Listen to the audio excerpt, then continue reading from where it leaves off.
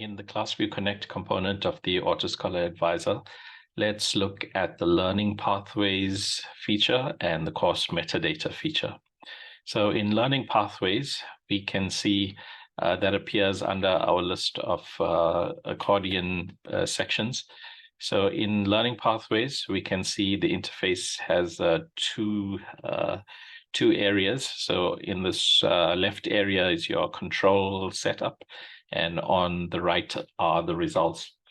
So the first thing we see under Learning Pathways are learning resources. And at the moment, it's just showing us some questions that we can put to the class. So this is intended during teaching for us to quickly create a question, put it out to the class, and get some feedback about what students think the answer is. Down here, we'll look at this in a bit more detail just now, but this is showing us some of the awards and trophies we can make available to the class. In the learning scaffold, we can look at the concept map for the concepts in the class.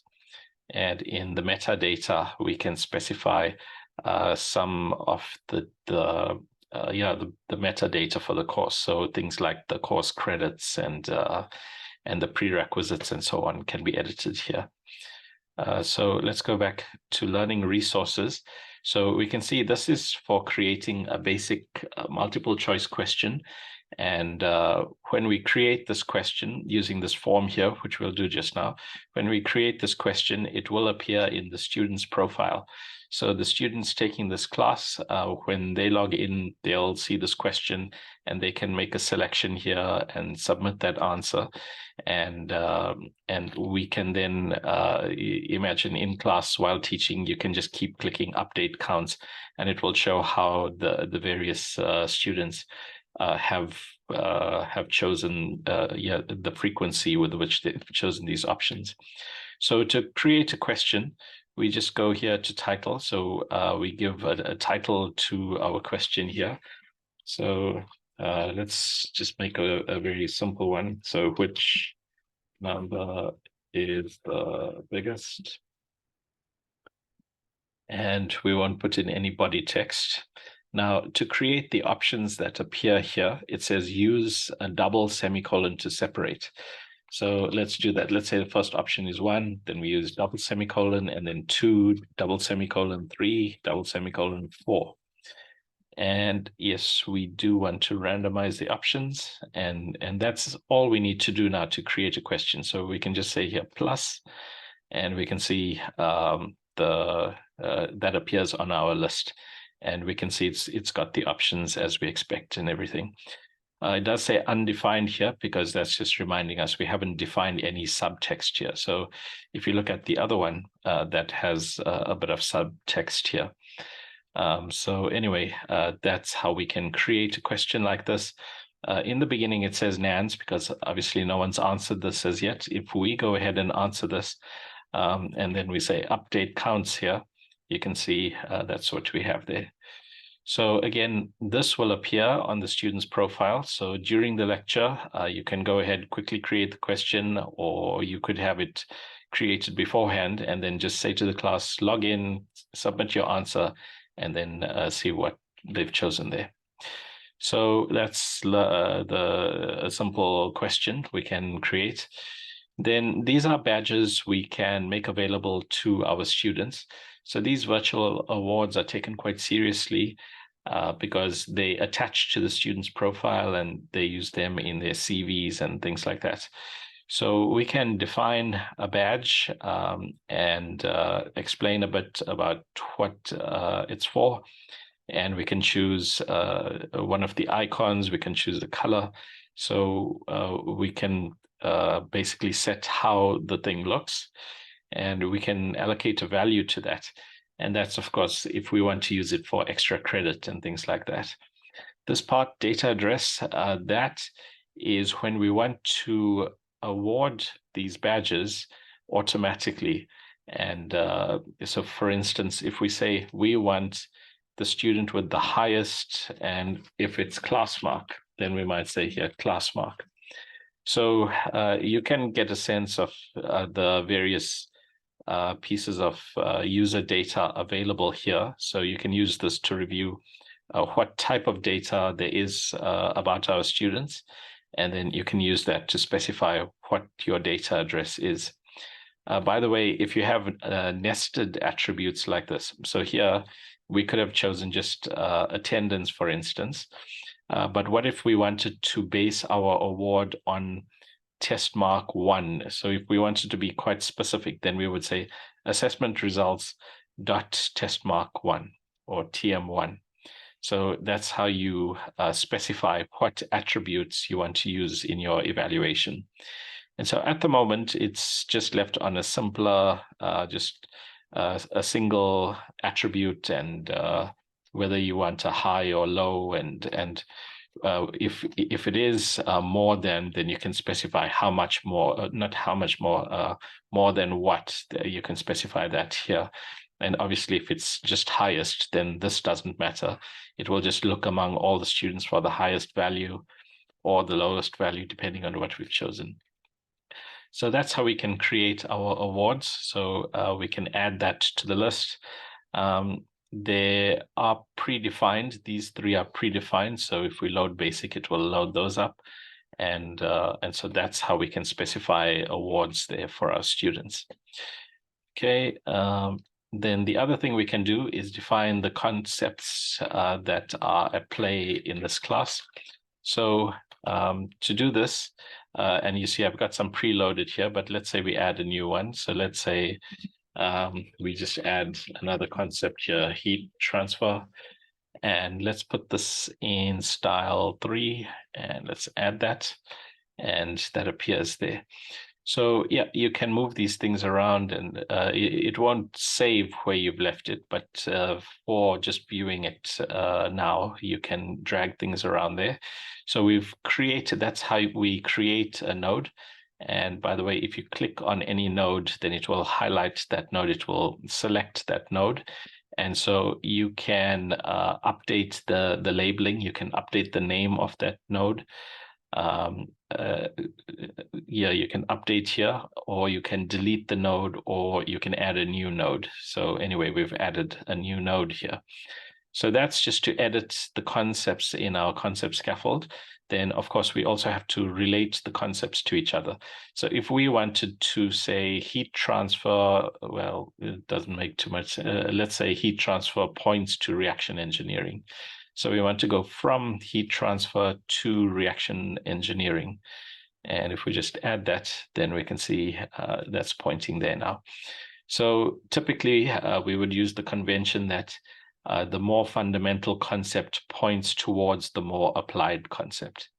So we've added this. It's not saved at the moment. We have to click Save Concept Scaffold, and then that will save up this concept scaffold for this class now. Okay, so that's how we can edit our concept scaffold. And there are many applications to this, as we've mentioned elsewhere. Then the other thing we can do is edit the metadata. So the course code, we can't really change that because, number one, we've gone and we've selected that course code when we logged in. So we aren't editing that part, but we can provide a more descriptive label. We can specify what academic year of study this is intended to be. Of course, there will be students taking it in other years as well, but that's the basis year of study. We can specify the credits and what semester that's in, and we can save that. So we can update some of the metadata for this class. We can also specify the prerequisites and co-requisites. So we can say for this class, right? So that's fixed. If we want to add a prerequisite, then we specify what that's based on. So let's say there's another code here. Let's just say, for instance, ENCH3RT. And then if we want this to be based on the final course result, then we can just specify, let's say it's 60. Let's say you need a minimum of 60% in this class to qualify to take this class. Then you specify that and you click plus, and it will add it to the prerequisites list. If instead of your final course result, you want that based on an assessment result, then you provide the assessment code here. And we'll see just now how to add assessments, but we also did see earlier TM1, for instance, was one of the assessments. So we add the assessment code there, the criterion, and we can add that to the prerequisites list. And we can, of course, also specify co-requisites. And in the case of a co-requisite, that just means you have to be at least registered at the same time or have completed that course earlier. So in that case, we just need the course code. So prerequisites and co-requisites can be specified here. Okay, Moodle LMS, there's nothing in that at the moment. We're still integrating Moodle data. So that part will expand at some point. So this is looking under learning pathways. Then if we go to metadata as well, this is where we can create our assessments. So we can specify in this class, we can specify an assessment code, give it a better, more descriptive name. We can specify what it contributes to the final mark, and we can specify when we are going to write that assessment and how long from the start of that. So if it's an assignment, then we might as well just specify the date when the students have to submit, and you can specify any duration here. And then we also have to specify the release time. So this means the time when we'll release the results. And this is possibly specified according to the institution's policy. So the institution might set a minimum time of, say, 2 weeks or 1 week from the time that an assessment is written to the time that the assessment results must be released. So, but at the moment here, this is not disabled, and you can specify the release time here. And so again, you can add, you can search your assessments, you can update your settings, or you can delete an assessment.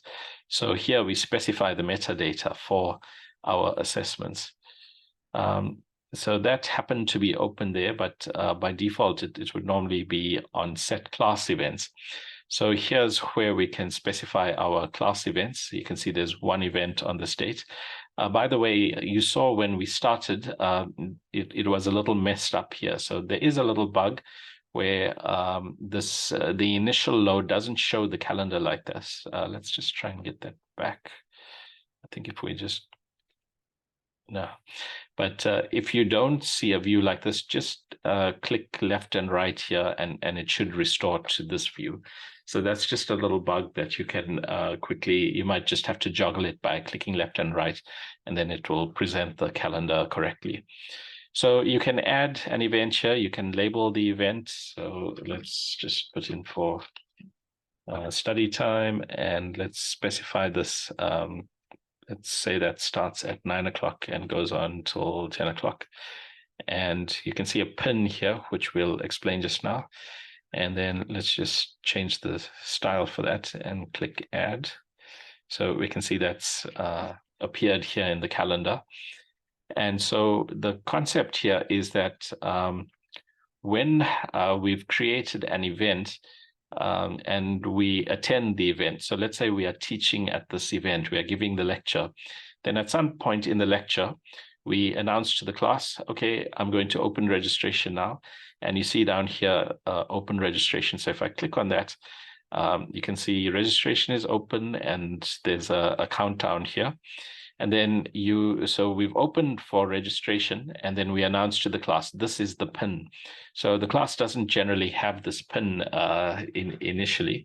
So we have to give this PIN to the class. So the students would go on their cell phone or whatever, and in Student Central, the registration, they'll have a little registration section. So they would just go and enter this PIN, and the system will scan for this PIN, which has an open registration.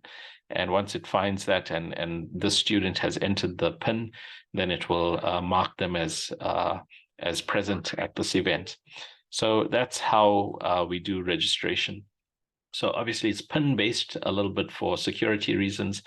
Well, not so much security, but just so that to try and reduce that students would share pins or things like that. Of course, it can still easily happen. You can share a pin through WhatsApp or something like that. But this hopefully by time limiting the registration and having this unknown pin, hopefully it reduces to some extent that kind of cheating. So yeah, you can mark your you can log your students' attendance, and you can set your assessment weights and dates.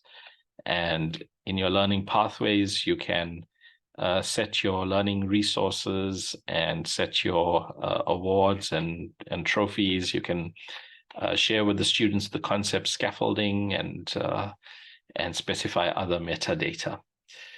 So the other parts we won't look at now. That's been covered in some detail. So how to advise students at risk and how to look at what marks students should achieve to get a better class of degree and all of that's all been described before. So in this video, we're just looking at learning pathways and metadata.